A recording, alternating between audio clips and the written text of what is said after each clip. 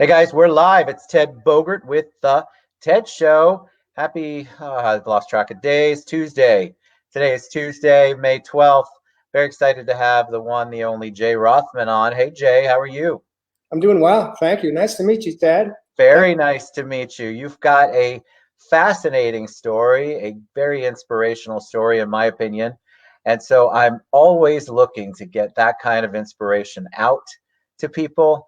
And I think you are the right person to share your story. I love the title, Coming Home. That has so many meanings to so many people. So enough about me. Let's hear about you. Tell them a little bit about you, Jay. Well, let's just. I guess I'll start out by saying I was living in the society of the U.S. of A., living and chasing the American dream as a modern man. Had great success early in my life. I had an established career. By the time I was in my early 20s, I was off and running to the races, and ultimately, my whole focus was truly on defining myself by my wealth and my success and career.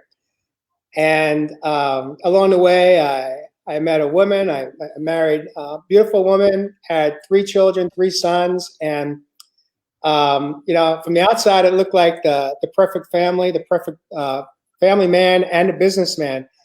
And there are a lot of luxuries that came along with living a modern lifestyle. However, over years and decades, I realized that although it appeared as though everything was going well inside myself, I was very lonely and I was not happy. And I spent decades trying to fill up that empty void inside that many of us experience in life. I tried everything, It wasn't if it wasn't the cars, it was the clothing. If it wasn't the clothing, it was vacations, the homes, more pets, more kids.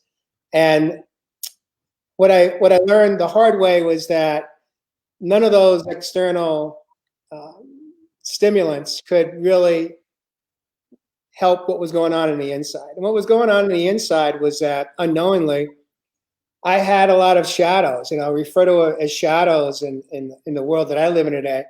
A lot of old wounds, moments, pivotal experiences in my life that had impacted me, and I never was paying attention to them, especially as a man living in a society. I distracted myself as much as I could with business, with raising a family, but ultimately that underlying emotional feeling of just not being satisfied, not being happy with myself and my life, caught up with me. And eventually, my relationships, many of them were damaged, wounded, a lot of hurt, a lot of pain at home, outside of my home. And my body started to shut down.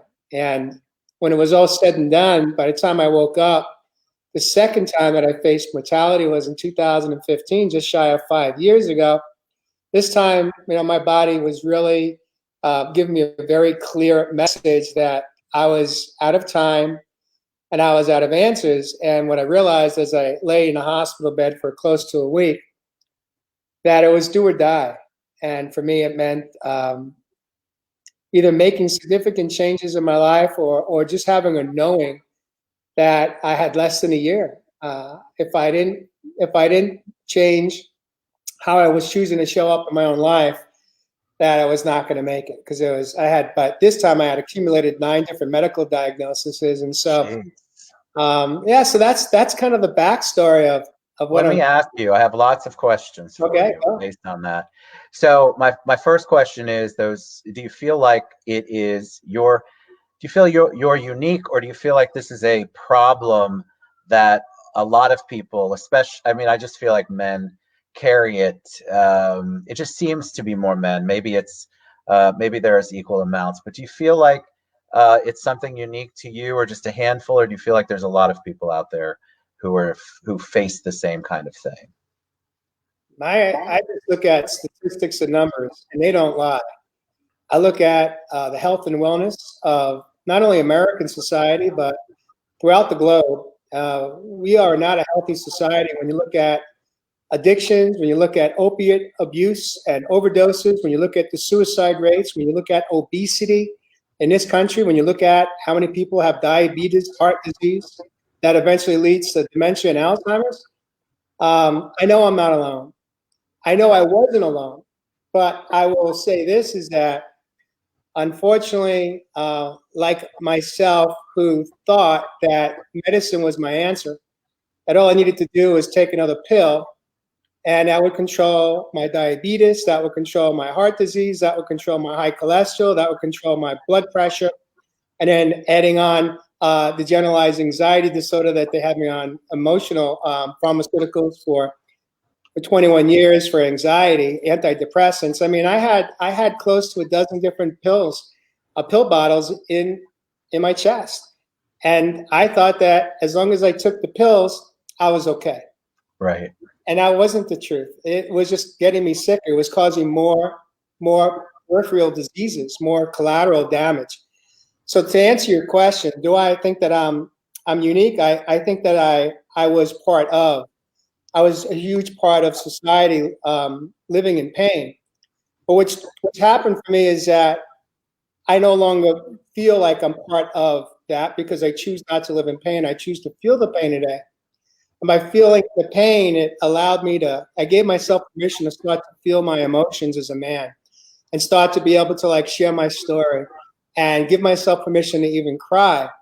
And you never know when the tears are going to come. Today, most of the tears are tears of gratitude. But Sure. yeah, I think that unfortunately, we live in a society where we have old belief systems that have been handed down to us generationally speaking, as well as at the schools, as well as our teachers, our mentors.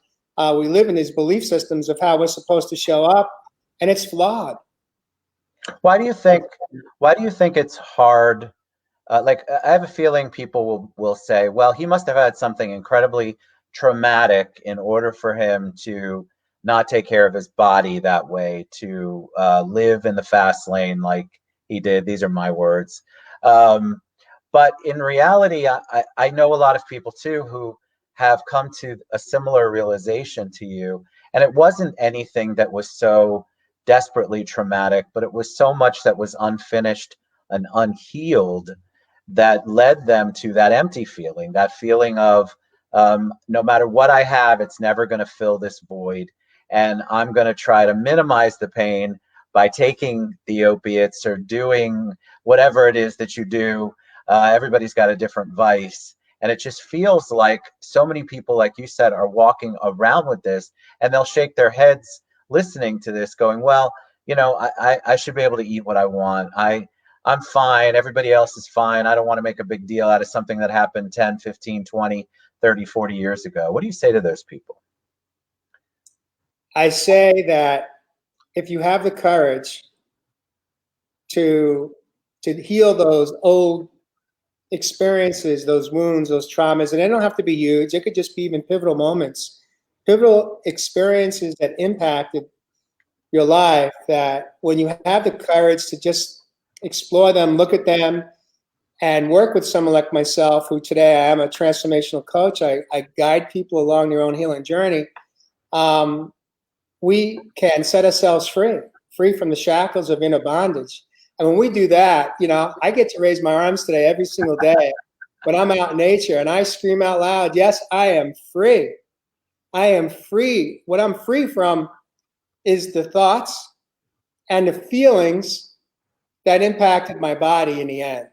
And by the time I woke up, I had mastered 5 different addictions, and none of them included alcohol and drugs. But I had picked up addictions along the way to try to help distract me from feeling what I was feeling on the inside, not even realizing it, but just in so much, let's say, unconscious pain living, that addictions had taken a pretty strong hold on me. And so, is it possible that here's the truth: is that I didn't know what I didn't know until I knew it. And once I started to understand that self-care was the antidote to saving my own life. And when I say that, I'm not just talking about going to the gym and changing my diet. because I didn't do either of those two things when I hit my rock bottom.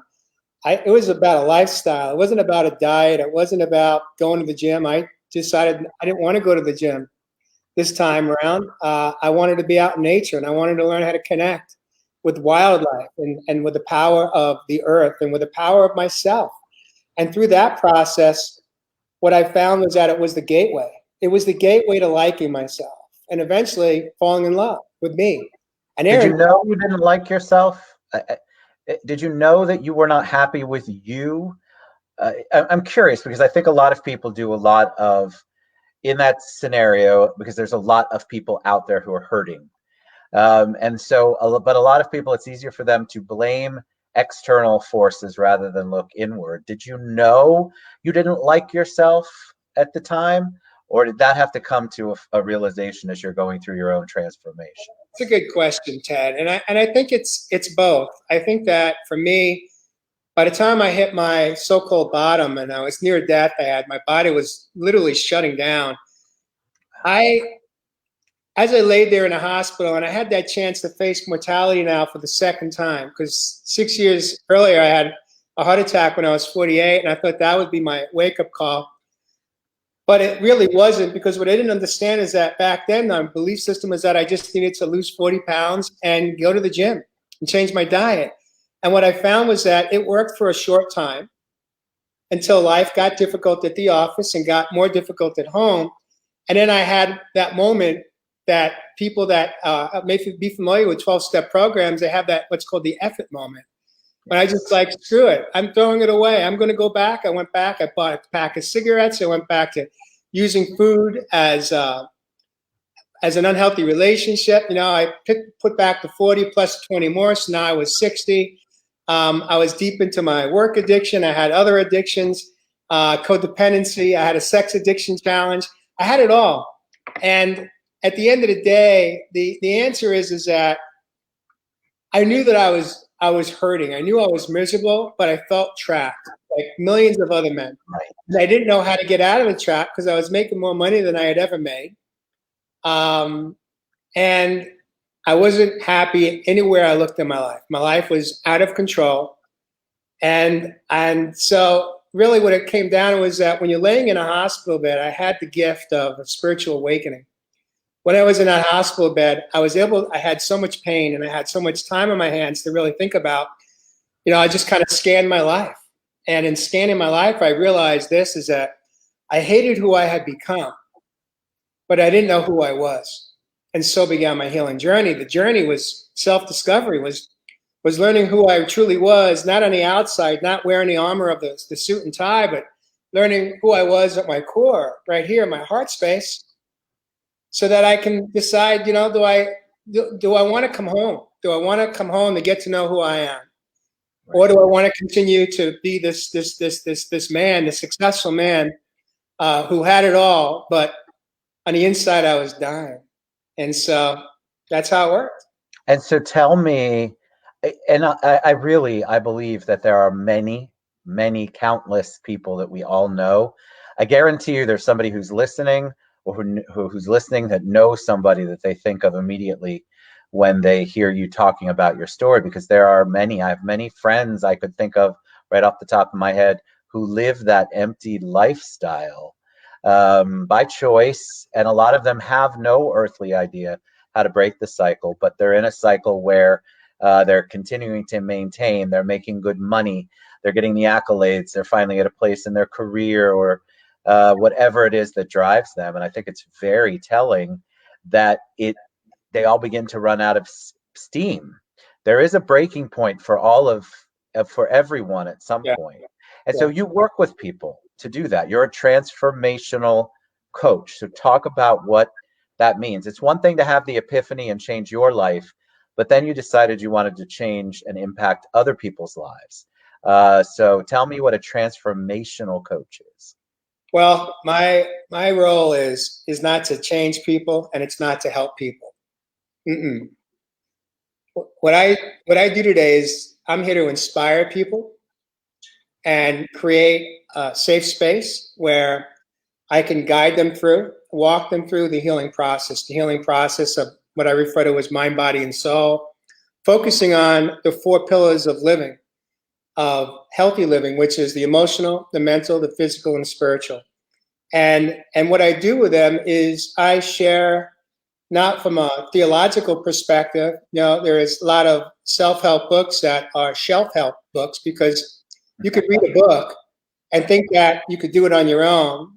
But the reality is most people don't. Most people may be impacted by a book they read, but less than 3 days later, they're not following the book and they don't remember exactly what they read in the book. I'm guilty as charged.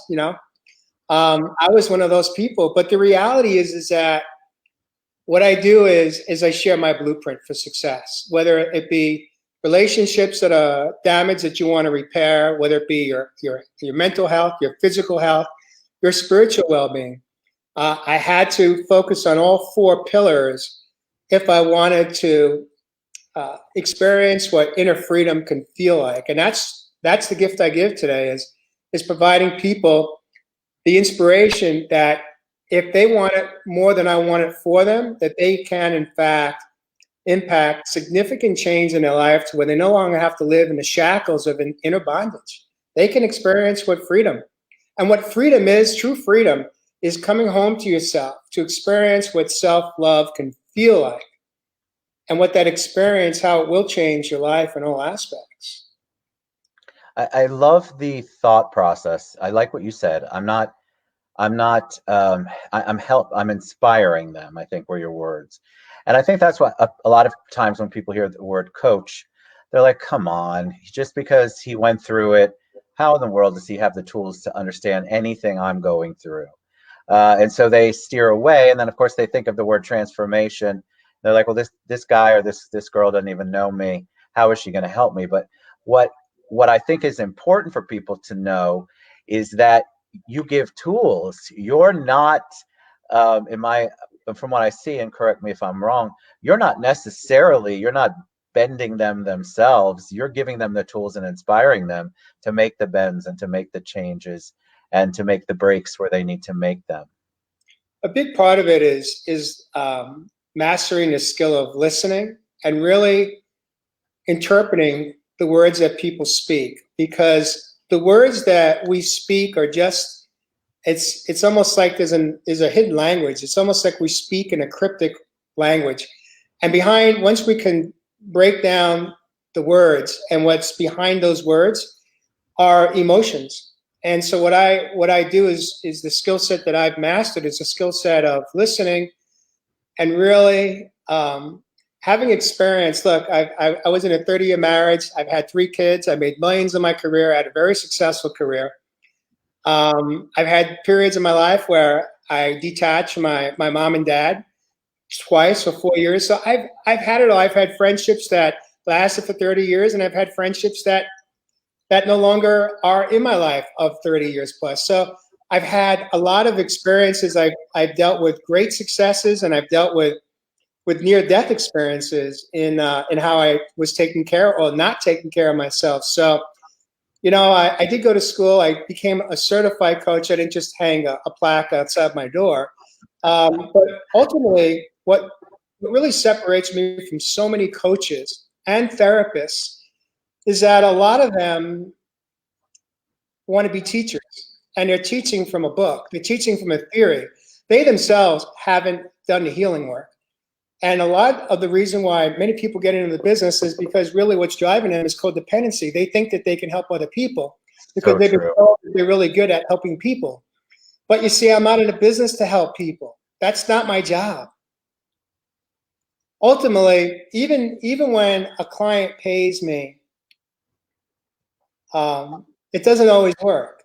And what doesn't work is that they have to want it more than I want it for them. And no matter how good I am at inspiring, no matter how much of my story I share, ultimately it's within them whether or not they have a strong enough why. And really, ultimately, that's what it comes down to, is that we have to really hone in and deep dive into what is the why. What is it that you really want to change in your life? And the biggest challenge that we have is that by nature, we're lazy. We can we've been trained through mass media, through movies, through commercials, through music, that we don't have to do a whole lot. You know, there are answers, right, by going to your doctor and getting a prescription. And that if I just take this pill, I'll feel better, whether it be a physical disease or an emotional disease. And therein lies today. I'm drug free. I'm off of close to a dozen pharmaceuticals. It's I've reversed amazing. 9 chronic major medical conditions. And you know, the doctors today, they still say they call me a complicated case, and I call BS on that. I said, no, it's not. What's complicated is that you don't understand how it's possible that someone like myself can heal. Correct. That's Well, what's yeah, you're complicated. outside you're outside the normal parameters of what, or the parameters of what they would consider person would normally do to heal. Right. I have to ask, what if somebody's listening right now, which I'm sure they are, and wondering, all right, so I hear what he's saying. What's a first step? And I know everyone's is different, but what do you suggest if somebody has that final epiphany? You know what? I need to get my life together. I need to figure out what my life is, or I need to figure out who I am, or any of the above. What's the first thing that they should do? What is there a right first step? Are there multiple first steps? There's multiple, but I'll break it down for you, Ted. First thing is you have to have the courage to surrender, the courage to say, remember the old word, uncle, I give up, I Yes. surrender. When Yeah. when your kids got your head in a headlock in the playground field, Yeah. that's what it comes down to. It's like I had to first say, I surrender, I give up. Like I understood in that moment, I had some clarity that my best thinking landed me right where I was in 2015. And nobody can get me out of that mess that I created for myself. I had to have courage. That's the first step. The second step was that, you know, a lot of people ask me that when they're contemplating working with me. They say, well, where do I begin? I get overwhelmed. And Right. my answer to them is one word, one syllable: start. Start. And then the back end of that is, this is the most powerful part, is show up and grow up. Because ultimately, that's what we're talking about here, is that if you want to take your life back and become the person that you were born to be, which is free, you have to be willing to show up and grow up. You can't continue to live your life in the space of your ego driving every decision that you're making. And when ego is not driving the decisions, it's that little child, that little boy or little girl that's still alive within all of us, that is just scared and ultimately just wants a few things in life. It's to be loved and loved. And once we understand that little child is still alive, and that how we can show up and grow up is for that little boy and that little girl inside and say, okay, I'm ready to figure out what I have to do to learn how to take care of you and how to parent you so that we can feel better about ourselves and stop letting ego, which drove every decision in my life, to ruin my life. The ego worked for me until it stopped. It's not a long term. It's gonna end up crashing at some point, which I agree with you. All Yeah. right. So how do people reach you? What if somebody says, all right, I want to learn more, Jay? Yeah. Well, there's many different ways you could reach me. I launched back 2 years, coming up on 2 years ago. I launched. I've got 3 different shows that you could find me on Facebook and YouTube, live streaming. One of the shows, I'm excited about all of them, but one of them in particular is Real Men, Real Talk Live. I started that show initially. That was my first show, and I would bring men into the studio that had to have a story, some type of backstory of from surviving to thriving in life. And in the last couple of months, I relaunched the show and brought in co-hosts, and I've got 4 co-hosts with me, and each man is just absolutely powerful, successful in their own life, um, tremendous men that show up, showing their vulnerability. Although they've had great success, we talk about the topics that men need to hear about and women want to hear about, so that they could begin to understand men in a healthier way. And so that's a powerful show. That's on Friday nights at 6 p.m. on the West Coast, 9 p.m. on the East Coast. And I've got my co-host, Charles Maddox. He's a filmmaker, executive producer, celebrity chef, father of 4. I've got Josh Richer, who's He's a mental wealth coach, and he's also the art director of Shark Tank and many other successful TV programs. I've got Jeff Fasano, who is he's a celebrity photographer. And then we've got Evis Heath coming in from down under, from Australia. She's a very successful, originally fitness model, and now he is a coach that works with people that also kind of want to live the life that he and I live today. We have a lot in common. The other way you can get hold of me is just through Facebook, through Messenger. My website is healmindbodysoul.com. And the hardest thing is sending the text, but once you get past that fear of saying, hey, I'm ready. I'm ready. I want to experience what you live today. I want to feel the way you feel. And what do I got to do to get there? How do I get there? Take me there. There's many ways to get to the, if you put an address in your GPS, this, Ted, they give you at least 3 different ways to get there. And then we have to figure out the best way for us. And that's really what I do, is I guide you to the shortest, quickest way to feeling better about yourself and improving your life. It's amazing. You're a joy, my friend. Thank you so much. I mean, I was mesmerized by so much of what you said. Mainly, I've been one of those people. So I've had my own journey, my own epiphany, but I know so many people who haven't hit that yet, that are just teetering. And they have to be ready. Like you said, they have to want it more than you want it. And they have to figure that out on their own. But gosh, I wish that more people would open their eyes and realize that they're leading these lives that there's just one end to them, and it's not the positive end that they would like to have. They can have the freedom that you talk about. But I want people to reach out to you and learn more, watch your shows, get to know Jay Rothman. You are an amazing guy. Thank you so much for sharing everything and sharing your journey, my friend. I really appreciate it. Thank you for inviting me on today, and hopefully we've touched and reached a man or a woman. I work with more women than men because women seem to have more courage than the men. Although I've got some incredible, beautiful men I work with one-on-one. I also have a group coaching group that we work on Wednesday nights and Sundays, and we also I bring in experts in the field of health and wellness. It's a powerful group, and that group you could join at any time. People come in, people come out. More people come in than go out.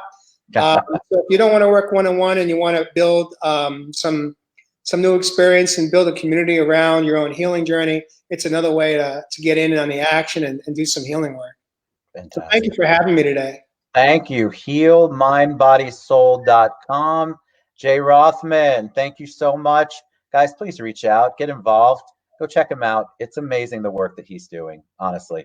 Thank you, Jay, so much. Thank you. Y'all have a great one. See you later. Okay. Bye, Jay. Thanks so much, my friend.